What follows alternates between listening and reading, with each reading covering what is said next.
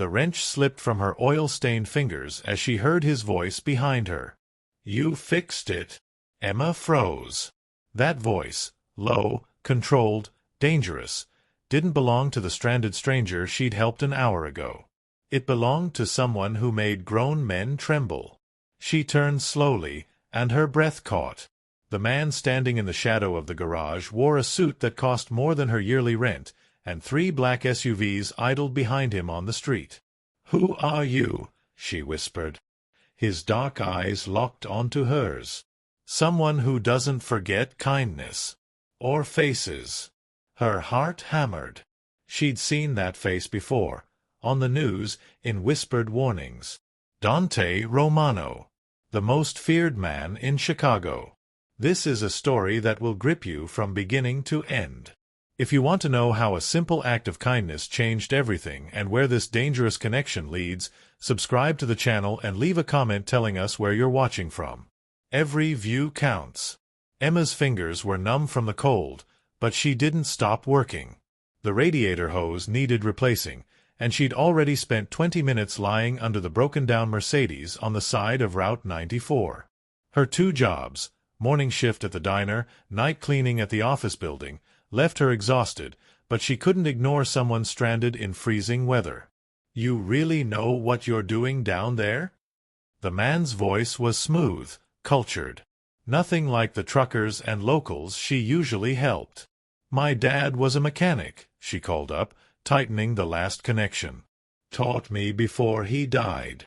She slid out from under the car, wiping grease on her already stained jeans. For the first time, she really looked at him. Tall. Expensive watch glinting under the streetlight. Dark hair perfectly styled despite the situation. But it was his eyes that made her pause, intense, calculating, like he could see straight through her. "Thank you," he said simply, pulling out his wallet. "How much?" "Nothing." Emma stood, brushing off her knees.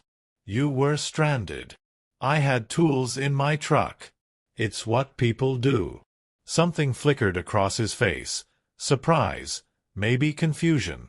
"Everyone wants something." "Not everyone." She gathered her tools, suddenly aware of how she must look. Her waitress uniform was visible under her open jacket, the name tag still pinned crookedly. Her sneakers had holes. Her truck, parked behind his Mercedes, was held together by prayers and duct tape. He studied her for a long moment. "What's your name?"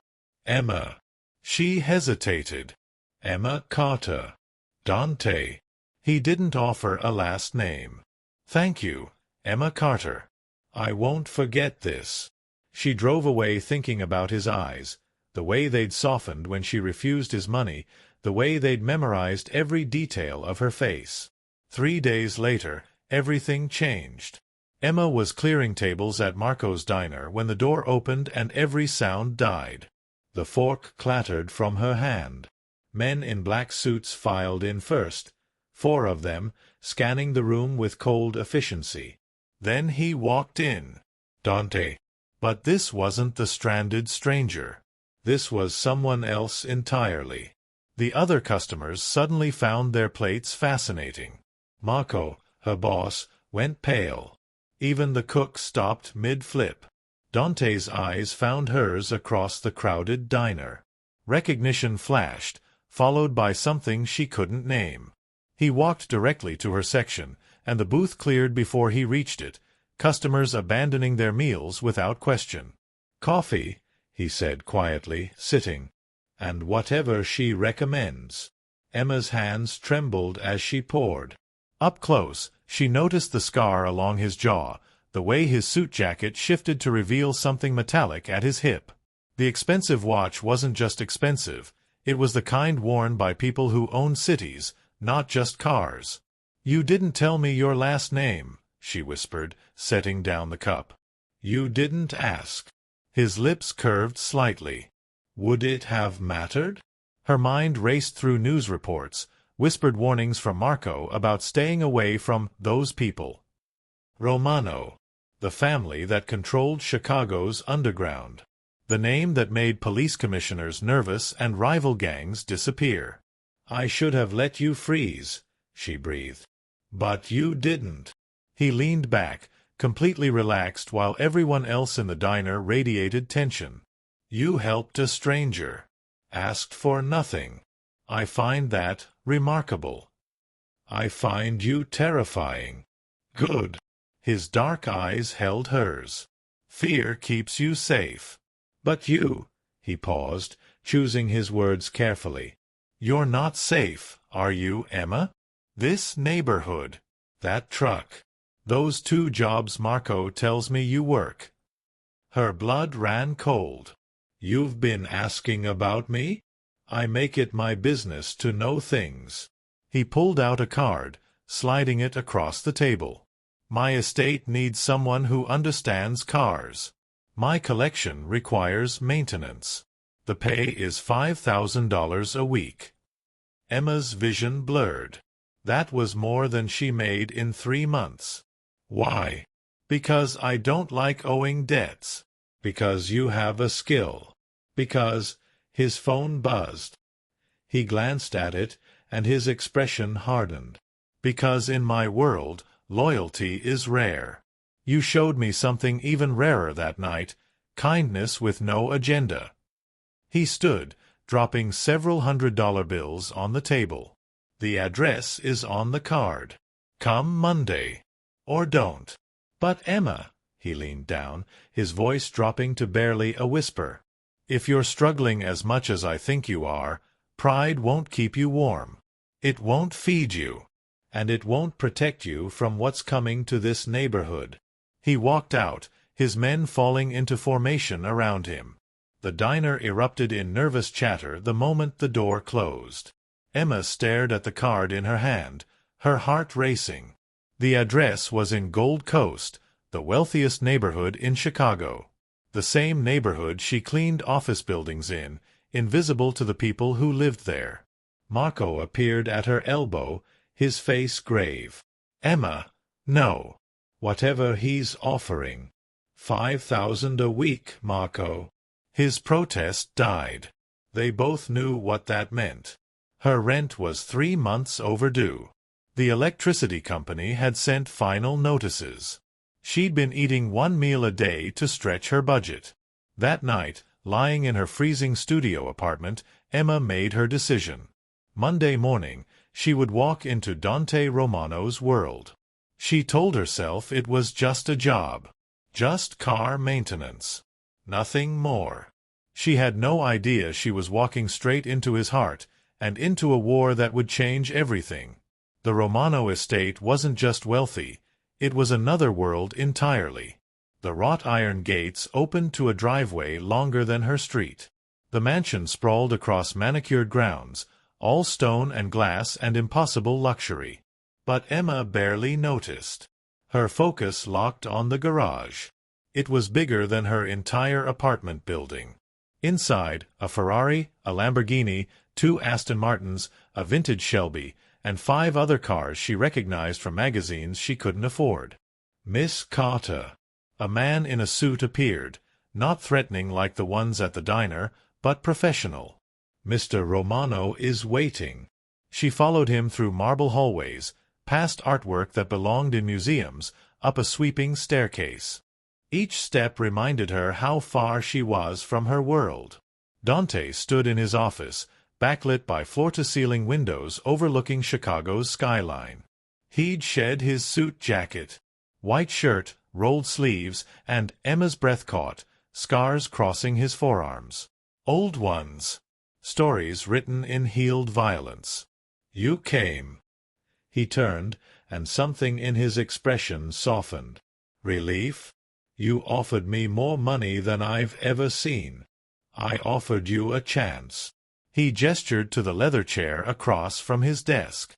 "Sit, please." Emma perched on the edge, hyper-aware of her second-hand clothes in this palace. "What do you really want? Because men like you don't hire broke mechanics out of kindness." "Men like me." His eyebrow arched. "What do you think you know about men like me?" "I know your name now." I know what people say. I know that diner cleared out like you were carrying plague. She met his eyes. I know I should be terrified. So why did you really bring me here? Dante moved around the desk, leaning against it, closer to her, but not threatening. 3 weeks ago, someone tried to kill me. Tampered with my car. My driver died instead. His voice remained steady, but his jaw tightened. I've had 5 mechanics inspect every vehicle since. They're competent, but they're on payroll. They see what they're paid to see. And I'm not on payroll. You're someone who fixed a stranger's car in freezing weather, asking nothing in return. You saw a radiator hose that my own people missed, the same part that was tampered with in the car that killed my driver. He pulled out his phone, showing her a photo.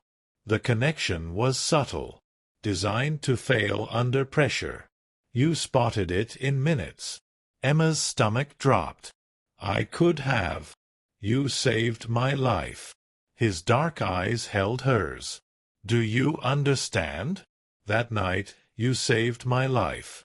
And you have no idea how rare that is. Before she could respond, shouting erupted downstairs. Dante straightened instantly, his entire demeanor shifting.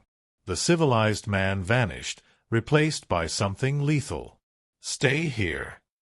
It was an order. He was gone before she could protest. Emma sat frozen, hearing raised voices, a crash, then terrible silence. Every instinct screamed to run. Instead, she moved to the window, looking down at the circular driveway. 4 black SUVs had arrived. Men with guns visible stood in formation. And Dante walked out alone to meet them. She couldn't hear the conversation, but she watched his body language. Controlled, commanding, radiating authority. One man stepped forward, gesturing aggressively. Dante didn't flinch. His response was calm, measured, but the other man stepped back immediately. This was his world. Not the stranger who needed help. Not the man who offered her a job. This was Dante Romano, the name that made Chicago tremble. The SUVs left. Dante returned inside. Emma was still at the window when he entered his office. "Rival family," he said simply, pouring himself a drink. "Testing boundaries. It's handled." He noticed her expression. "You should leave. I was wrong to bring you here. You were testing me." The realization hit. The job offer. "You wanted to see if I'd run when things got dangerous." Smart girl. He downed the drink. "And you should run, Emma. Go back to your diner, your 2 jobs, your safe little world. Because this," he gestured around, "this is blood and violence and deals made in shadows. This is not a place for someone like you." She should have listened. Should have walked away. Instead, she heard herself say, "Show me what to check. In the cars. Show me what to look for." Dante went very still. "Why?" "Because someone murdered your driver. Because you're right, I spotted something trained mechanics missed. Because," she forced herself to meet his eyes, "because 5,000 a week means I can survive. Maybe help my neighbor's kid afford medicine. Maybe fix my truck so it doesn't die in winter." She lifted her chin. "And because you helped me first." That job offer? That was help. Even if you won't admit it. Something shifted in his expression, surprise giving way to something deeper. "You're not afraid." "I'm terrified." Her voice shook. "But I've been terrified of not making rent, of getting sick without insurance, of my truck dying and losing everything. At least this terror comes with enough money to matter." Dante stared at her for a long moment. Then, unexpectedly, he smiled, a real smile that transformed his face. "You're either very brave or very foolish. Probably both. Come on then." He moved toward the door. I'll show you what to look for. And Emma, he paused. Welcome to my world. God help you. In the garage, he taught her the subtle signs of tampering, scratches that shouldn't exist, connections slightly off, fluids the wrong consistency. His hands moved over engines with surprising gentleness, pointing out details she'd never considered. Someone inside did this, he said quietly. Someone close enough to access my cars. That's why I need you. You have no loyalty except to the job. No agenda except survival. That's sad. The words escaped before she could stop them. He looked at her sharply. What is? That you can't trust anyone around you. That you need a stranger to check your cars because everyone else might want you dead. For a moment, vulnerability flickered across his face, so quick she almost missed it. Welcome to power, Emma. Everyone wants it. No one wants you to keep it. She spent hours learning, her hands memorizing every detail. Dante stayed beside her the entire time, patient and thorough. As the afternoon faded, Emma realized something unsettling. She felt safer in this garage with Chicago's most dangerous man than she had in weeks. Monday through Friday, Dante said as she prepared to leave. 8 to 4. Weekends off. If you spot anything, you call me immediately. He handed her a phone. This is yours. My number is programmed. Only you and I have these numbers. Emma took it, the weight feeling significant. Why are you really doing this? Because in a world of people who want things from me, you're the only one who helped me for nothing. He opened the door to her truck, which one of his men had driven to the estate. That's worth protecting. She drove away with more questions than answers, the phone feeling like both a lifeline and a chain. In her rearview mirror, she saw Dante watching until she disappeared through the gates. Neither of them knew that across the city, someone was watching surveillance footage of Emma arriving at the estate. Someone who now saw her as leverage. Someone who would soon make her the most dangerous person in Dante Romano's life. By Friday, Emma had settled into a routine that felt surreal. She'd arrive at 8 a.m., spend hours inspecting Dante's collection, and leave by 4 p.m. with more money in her account than she'd ever imagined. She'd paid her rent, bought groceries without calculating every cent, and even replaced her worn-out work boots. But it was more than the money changing things. Dante appeared in the garage every day, sometimes for minutes, sometimes for hours. He'd ask about her findings, then stay, talking about cars, about Chicago, about nothing in particular. She learned he collected vintage Alfa Romeos, that he'd rebuilt his first engine at 14, that beneath the terrifying exterior lived someone who found peace in the mechanical precision of perfectly tuned machines. You never talk about your family, she said Thursday afternoon, elbow deep in the Shelby's engine. The silence lasted so long she thought he wouldn't answer. My father believed in loyalty through fear. He ruled with brutality, made enemies of everyone. Dante's voice went flat. Someone killed him when I was 19. I inherited an empire built on corpses and hatred. Emma looked up, oil-stained and sweating, and saw something in his eyes that broke her heart, a glimpse of the boy who'd never wanted this throne. And you've spent 10 years trying to change it, she said softly. How did you? Mako told me. He said things used to be worse in our neighborhood. Protection money, violence, fear. But 5 years ago, it stopped. The Romano family became different. She wiped her hands. That was you, wasn't it? People still fear me. His jaw tightened. I'm still a monster. Monsters don't offer jobs to broke mechanics.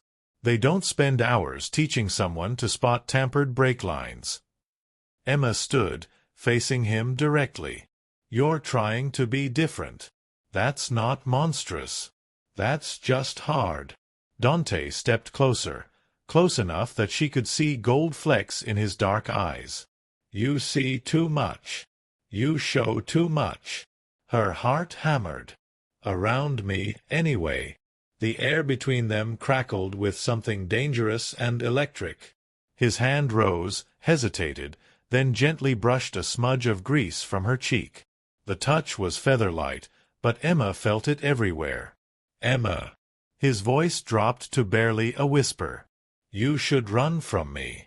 I'm dangerous for you. You keep saying that. She couldn't look away. But you've been nothing but kind. That's what makes it dangerous. His thumb traced her jaw, and her breath caught. Because I want. A sharp bang shattered the moment. They jumped apart as Alessandro, Dante's head of security, burst in. Boss. We have a problem. Dante's transformation was instant. Softness replaced by cold command. What? Security footage. Someone's been watching the estate. Following her. Alessandro's eyes flicked to Emma. They know she works here. They know she leaves at 4. Fear spiked through Emma's chest. Following me? Dante's expression went deadly. How long? Since Monday. We just caught the pattern. Alessandro pulled up images on his tablet. A gray sedan. Same car, different locations. Salvatore family. They're planning something. Get her protection detail. Now. Dante's voice was steel. 24-hour surveillance. 3-man team. Wait. Emma's mind reeled. Protection? Teams? I can't. People will notice. I don't care. Dante turned to her, and she saw raw fear behind the authority. They'll use you to get to me. That's how they operate. Find the weakness and exploit it. Then let me go. Fire me. Make it clear I mean nothing. No. The word cracked like a whip. They already know you matter. Firing you now makes you vulnerable without protection. You stay where I can keep you safe. I don't want this life. Desperation crept into her voice. I wanted a job. Money. Not protection details and death threats and... I know. Dante's control cracked, revealing anguish beneath.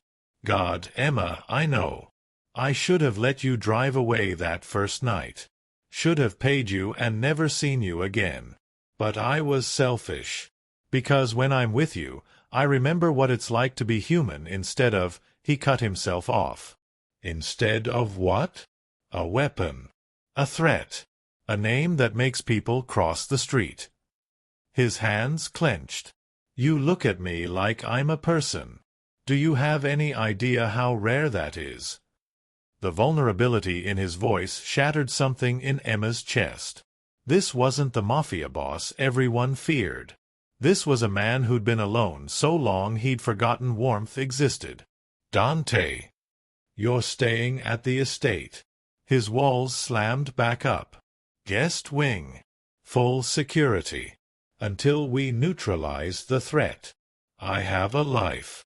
An apartment. I can't just... Your apartment building had a break-in Tuesday night. Alessandro's voice was grim. Your door. We fixed it and upgraded your locks, but they were looking for something. Information. Leverage. Emma's knees went weak. My apartment? Dante caught her elbow, steadying her. The touch sent electricity through her exhausted nerves. You're not going back there. Not until this is handled. She should have protested. Should have fought for her independence. But terror was settling in, cold and real. Someone had been in her home. Had touched her things. Had been hunting for ways to hurt her. For how long? Her voice came out small. However long it takes. Dante's hand remained on her arm, protective, grounding. I'll have Alessandro bring your things. You'll have privacy, safety, everything you need. But you don't leave the estate without security. Understood. Emma nodded numbly. In the space of 5 minutes, her life had shifted again, from mechanic to protected witness to something she couldn't name. That night, in a guest suite larger than her entire apartment, Emma stood at the window overlooking the estate grounds. Security lights illuminated the perimeter. Guards patrolled. Cameras tracked everything. A prison made of silk and safety. A soft knock interrupted her thoughts. Dante stood in the hallway, still in his work clothes, hair disheveled. "I wanted to check." He stopped. "You're not okay. Someone broke into my home." Tears she'd been fighting finally spilled over. "Someone is following me. And I'm trapped in a mansion with a man I barely know because I helped fix his car on the side of the road." A hysterical laugh escaped. "This is insane. My life was hard, but it was mine. Now it's mine," he finished quietly. "Your life is tangled with mine. And that's my fault." Emma wiped her eyes furiously. Don't apologize for keeping me alive. I'm not apologizing for the protection." Dante stepped into the room, a question, not a demand. When she didn't protest, he continued closer. "I'm apologizing for being selfish, for wanting you around, for not having the strength to push you away when I knew I should." "Why?" She looked up at him. "Why does it matter? I'm just—" "You're not just anything." His hand rose, cupping her face with devastating gentleness. "You're brave and kind and honest. You see cars as puzzles, not status symbols. You helped a stranger in the cold. You argued with me when you should have been terrified." His thumb brushed away a tear. "You're everything this world isn't. And I'm a selfish bastard because I can't let you go." Emma's breath caught. "Dante, I know this is complicated.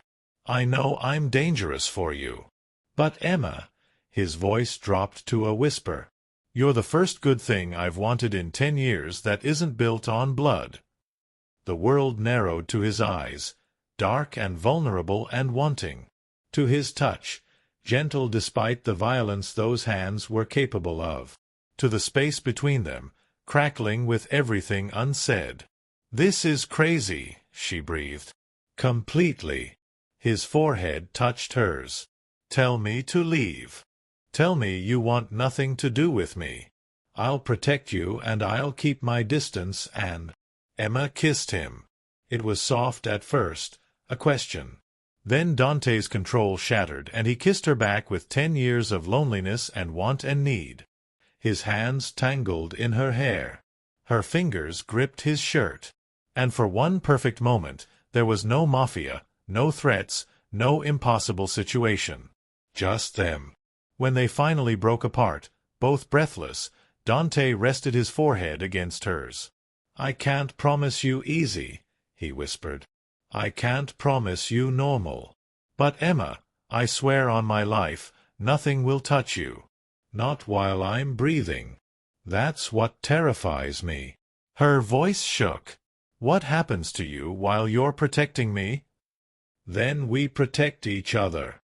He pulled back, eyes searching hers. "You watch my blind spots. I'll watch yours. Deal." Emma knew she should refuse. Should demand to leave. Should run back to her small, hard, safe life. Instead, she heard herself say, "Deal." Neither of them saw the camera hidden in the hallway, or the live feed being watched across the city, or the man smiling as he recorded every moment, proof that Dante Romano's weakness had finally been found. The real danger was just beginning. Emma woke to sunlight streaming through silk curtains and the jarring memory that her life had become unrecognizable. She'd kissed Dante Romano. She was living in his estate. And somewhere out there, someone wanted to use her to destroy him. Her phone, the one Dante had given her, buzzed. "Breakfast, D." She found him on the terrace, suited for business but with his jacket off, sleeves rolled up. Coffee steamed beside a spread that could feed 10 people. "I didn't know what you liked," he said, almost sheepish. "So I ordered everything." Emma sat, hyper-aware of wearing borrowed clothes, a soft sweater and jeans from the wardrobe that had mysteriously appeared in her room overnight. "You had someone shop for me. I had someone buy options." He poured her coffee. "Keep what fits. Donate the rest." It should have felt controlling. Somehow it just felt considered. They ate in comfortable silence until Alessandro appeared, his expression grave. "We identified the surveillance team. Salvatore family confirmed." "But boss," he hesitated. "There's more." Dante's jaw tightened. "Show me." Alessandro laid photos on the table. Emma's stomach dropped. They were of her, leaving the diner, entering her apartment building, at the grocery store. Dozens of them, from before she'd even met Dante. "They've been watching you for weeks," Alessandro said quietly. "Since before the car breakdown." Emma's blood ran cold. "That's impossible." "Why would they?" "Because it wasn't random." Dante's voice was deadly calm. "The breakdown. The timing." "Emma," he turned to her, and she saw fury mixed with guilt. "They set it up. Disabled my car in that specific location at that specific time. They knew you drove that route after your shift. Knew you'd stop to help." The world tilted. "You're saying they wanted me to meet you?" "They wanted to create a connection they could exploit." He stood, pacing like a caged predator. "Salvatore has been looking for leverage for months. They researched everyone in my organization and found nothing. So they went outside it. Found you, someone with mechanical skills, a history of helping others, and obvious financial struggles." I was bait. Nausea rose in her throat. "This entire time I was just—" "No." Dante gripped her shoulders, forcing her to look at him. "They chose you as a potential tool. What happened after, that was real. Your kindness, your skill, the job, all real. They couldn't have predicted I'd—" He stopped. "That you'd what?" His hands tightened fractionally. "That I'd care about you." Alessandro cleared his throat. "Boss, there's another issue. The Salvatores sent a message this morning." He pulled out his phone, showing a text. "We know about the girl. Her life for your territory. You have 48 hours. Yes." Emma's vision blurred. "They want to kill me? They want me to think they'll kill you." Dante's voice was ice. "Force me to give up the South Side operations to save you. But the moment I give them territory, they know I'm weak. They'll push for more. Eventually, they'll kill you anyway to prevent retaliation. So what do we do?" Her voice sounded distant. "We end this." Dante pulled out his phone, dialing. "Marcus? Call a council meeting. Every family. Tonight. I'm invoking the old accords." He hung up, then looked at Emma. "I'm going to offer them something they want more than territory." "What?" "Information about the Bratva's shipment routes. I've had it for 6 months, waiting for the right leverage. This is it. You're negotiating with them? After they threatened my life. I'm buying time to destroy them." His smile was cold. "The information I'm giving them is real but outdated. They'll move on it, hit the wrong shipments, and start a war with the Russians. While they're distracted, I'll dismantle their entire operation from the inside." Emma stared at him. This man who'd been gentle with her, who'd kissed her like she was precious, calmly planning the destruction of an entire criminal family. "You're going to get people killed," she whispered. "People who broke into your home, who threatened your life, who've been stalking you for weeks." He crouched in front of her chair, taking her hands. "Emma, this is my world. These are the rules. They made you a target. I'm removing the threat. Permanently. By starting a war. By ending one. His grip tightened. If I show weakness now, every family in Chicago will see you as my pressure point. You'll never be safe.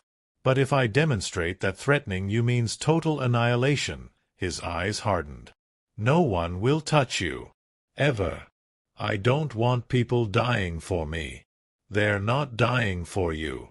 They're dying because they made a fatal error in judgment. He stood, his tone brooking no argument. Stay here today. Full security. I'll handle the council meeting tonight. I'm not a child you can lock in a tower. No. His expression softened fractionally. You're someone he stopped himself. Someone I won't lose. Please, Emma, give me today to fix this. She wanted to argue, wanted to demand he find a peaceful solution. But looking into his eyes, she saw the truth.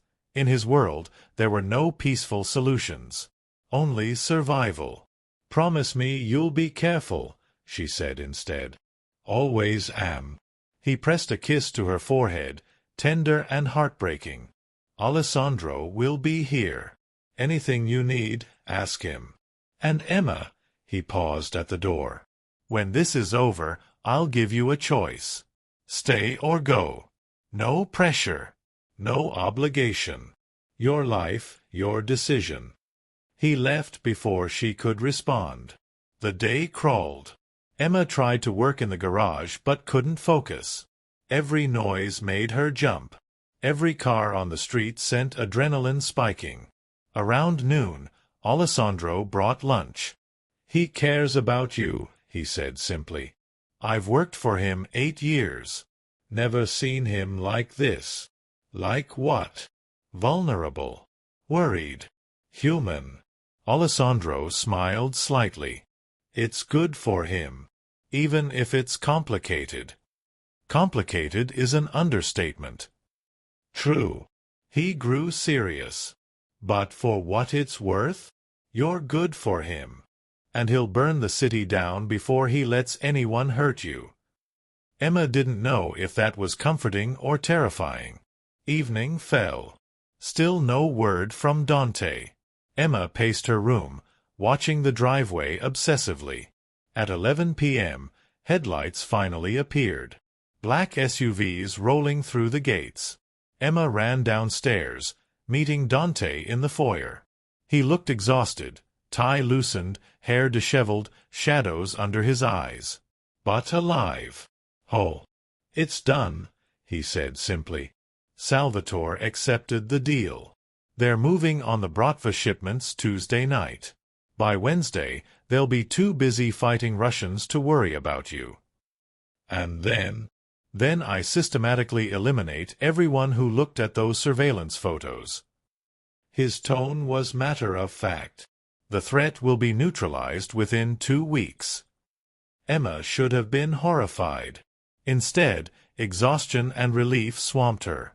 She crossed the foyer and wrapped her arms around him. Dante froze, then his arms came around her, tight and protective and desperate. I thought something might happen to you, she whispered into his chest. I told you. Nothing touches me with you waiting. His hand stroked her hair. Emma. She looked up. His eyes held exhaustion and want and something deeper. Something that terrified and thrilled her in equal measure. Stay tonight, he said softly. Just stay. Nothing else. I need to know you're close. It was probably a terrible idea. Definitely complicated. But Emma found herself nodding.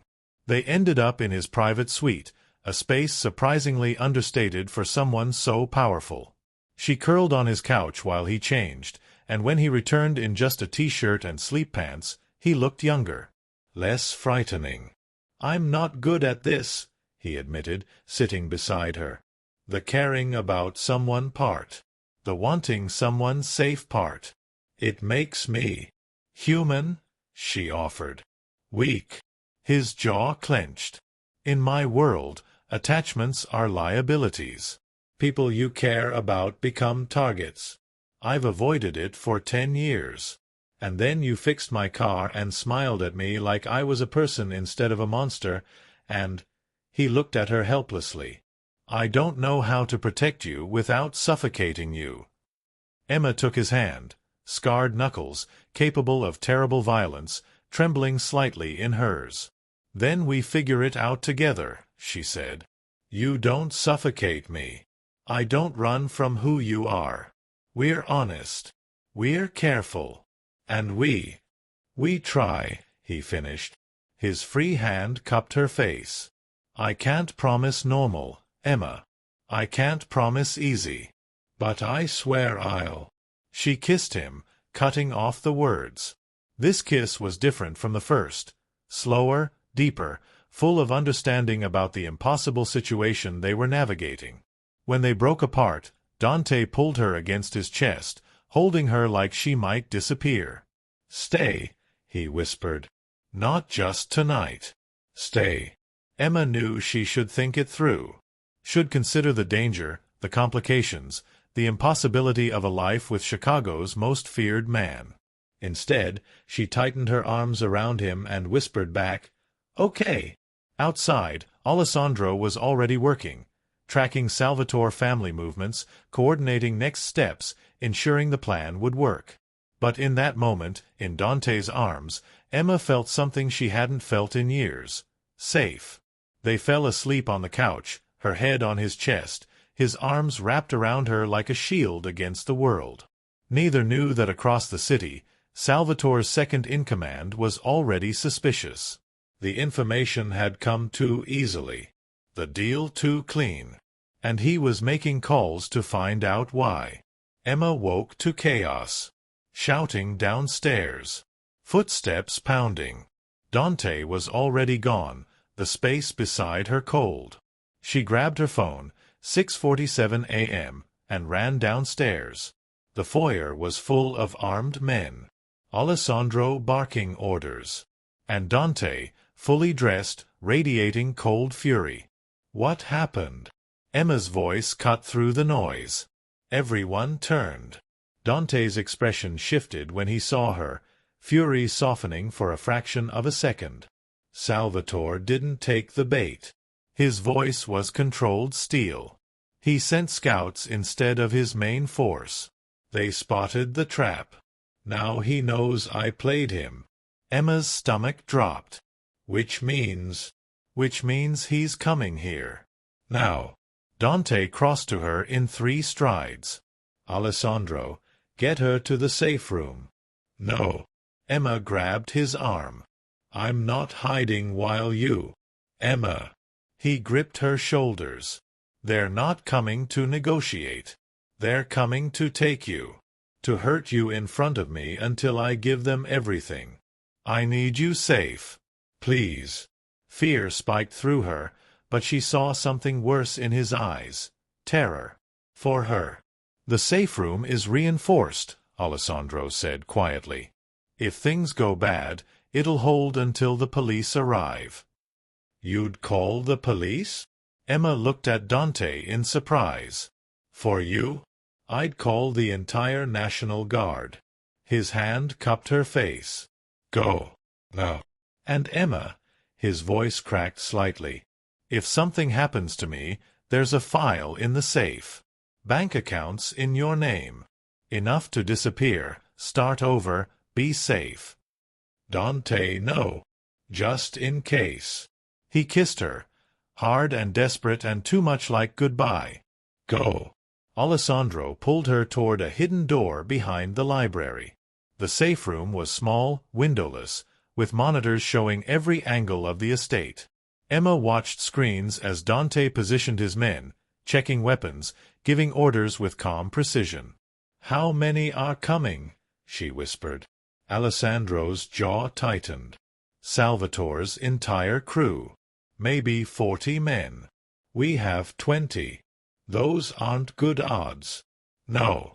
But we have better position. Better training. And He glanced at her. We have something worth fighting for. They're just following orders. On the monitors, vehicles appeared at the gates. Not SUVs this time. Vans, trucks, an army. Dante stood at the front entrance, alone, waiting. Emma's heart hammered. He's just standing there. They'll kill him. He's showing strength. In his world, fear is currency. Alessandro's hand hovered over a phone. If this goes bad, I call in every favor owed. Every ally. We bury them. The vans stopped. Men poured out, armed, organized, dangerous. And from the lead vehicle, a man in his 50s emerged. Salvatore himself. The audio clicked on. Romano. Salvatore's voice dripped contempt. You think I'm stupid? You think I wouldn't check your information? I think you're desperate. Dante's tone was bored. And desperate men make mistakes. The only mistake was yours. Thinking some poor mechanic girl would make you untouchable. Salvatore smiled coldly. Bring her out. Give her to me. Maybe I'll let some of your men live. No. No. Salvatore laughed. You're outnumbered 2-1. Your estate is surrounded. You have no leverage, no escape, no. I have something you don't. Dante's voice dropped dangerously. Nothing left to lose. He made a subtle gesture. Suddenly, the estate lit up, every light, every spotlight, illuminating everything. And from the shadows emerged more men. Not Dante's crew. Other families. Emma gasped. How? He called in the entire council, Alessandro breathed. Every family that owes him. Every alliance he's built for 10 years. He just cashed in everything. On screen, Salvatore's confidence cracked. He was no longer looking at 20 men. He was surrounded by over 100. You want war? Dante's voice carried across the grounds. You made this personal when you targeted an innocent woman. When you stalked her, threatened her, tried to use her against me. That broke the old codes. The council has voted. He stepped forward. Your family is dissolved. Your assets seized. Your territory redistributed. And you, his smile was terrifying. You have 60 seconds to leave Chicago. After that, there's a price on your head that every family will collect on. Salvatore's face went white. You can't. The council would never. The council voted unanimously an hour ago. Another man stepped forward, older, clearly powerful. You threatened a civilian. Used her as a pawn. That's forbidden under the Accords. Romano showed us the evidence. Your surveillance, your plans. You're finished, Salvatore. For a long moment, nobody moved. Then Salvatore's men began backing toward their vehicles. Their loyalty dissolved in the face of a unified front. Salvatore himself stood frozen, rage and disbelief warring on his face. 60 seconds, Dante repeated softly. I suggest you use them. The vehicles peeled out, Salvatore's empire crumbling in the span of minutes. As they disappeared, the gathered families dispersed, deals honored, debts paid. Dante stood alone again, exhaustion finally showing. Alessandro unlocked the safe room. Emma ran. She didn't care about the watching men, the cameras, the propriety. She ran straight to Dante and wrapped her arms around him. He caught her, holding on like she was oxygen itself. You called everyone, she whispered. You cashed in every favor for me. I'd burn every bridge I've ever built. His voice was rough. I told you. Nothing touches you. You could have just let me go. Given me money to disappear. Been safe. Emma. He pulled back, cupping her face. You are my safety. You're the only thing in 10 years that's made me want to be better instead of just more powerful. Let you go? His laugh was broken. I couldn't do that if you begged me. Around them, his men were discreetly leaving, giving them space. What now? Emma asked. Salvatore's gone, but there's always another threat. Dante's thumb brushed her cheek. There always will be. That's my world. And I'm asking you to choose to stay in it anyway. Not because you need the money. Not because you feel obligated. But because you want to. Emma thought about her old life. Hard, exhausting, lonely. She thought about this new one. Dangerous, complicated, overwhelming. And she thought about the man holding her, feared by everyone, yet gentle with her. Powerful beyond measure, yet vulnerable when she touched him. I'm terrified, she admitted. Good. That's smart. But I'm not leaving. She met his eyes. I choose this. I choose you. Whatever that means. Something in Dante's expression shattered and rebuilt simultaneously, relief and joy and disbelief mixing into something raw. It means everything, he whispered. It means you'll have security everywhere you go. It means complicated and dangerous and— It means you, she interrupted. And apparently, that's enough. He kissed her there in the driveway as dawn broke over Chicago. The Mafia boss everyone feared and the mechanic no one noticed, choosing each other despite every logical reason not to. When they finally broke apart, Dante smiled, genuine and hopeful. Come on, he said, taking her hand. Let's go have breakfast. And then you can tell me everything I need to fix on that vintage Shelby. You mean everything you broke trying to tune it yourself? I mean everything that mysteriously stopped working. His eyes glinted. I may have created issues, so you'd have to spend more time teaching me. Emma laughed, real and bright. You're ridiculous. I'm in love with you. The words were simple, honest, devastating. I have been since you fixed my car and refused my money. I just didn't want to admit how completely you'd ruined me for anyone else. Her breath caught. Dante. You don't have to say it back. I just needed you to know. Whatever you decide, wherever this goes, his hand tightened on hers. You broke through 10 years of walls in one night. That's not something I take lightly. Emma looked at him, this impossible, dangerous, gentle man, and felt something click into place in her chest. I love you too, she said quietly. I probably shouldn't. It's probably crazy. But I do. The smile that broke across his face was worth every complication, every danger, every impossible thing about their situation. Definitely crazy, he agreed, pulling her close. But I'll take it. They walked inside together as the sun rose, a mafia boss and a mechanic, beginning something that shouldn't work but somehow did. Behind them, Alessandro coordinated cleanup, handled council communications, and smiled despite himself. His boss had spent 10 years building an empire alone. Now, finally, he had someone to build it with. 3 years later, Emma stood in the estate garage, teaching a group of young women basic mechanics. The program she'd started, funded by Dante, run by her, gave job skills to women from disadvantaged neighborhoods.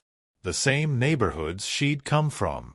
No, the torque wrench goes here, she instructed, demonstrating. You feel the resistance?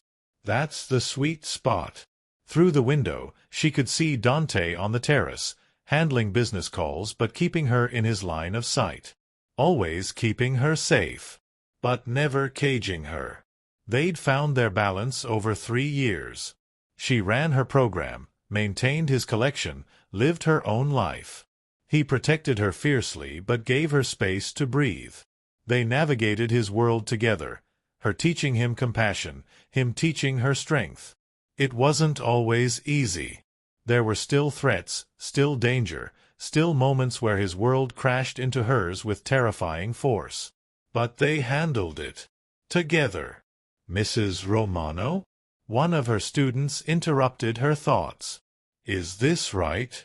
Emma smiled at the title she still wasn't quite used to. The wedding had been small, private, just the people who mattered. She'd walked down the aisle in a simple dress, and Dante had looked at her like she'd hung the stars.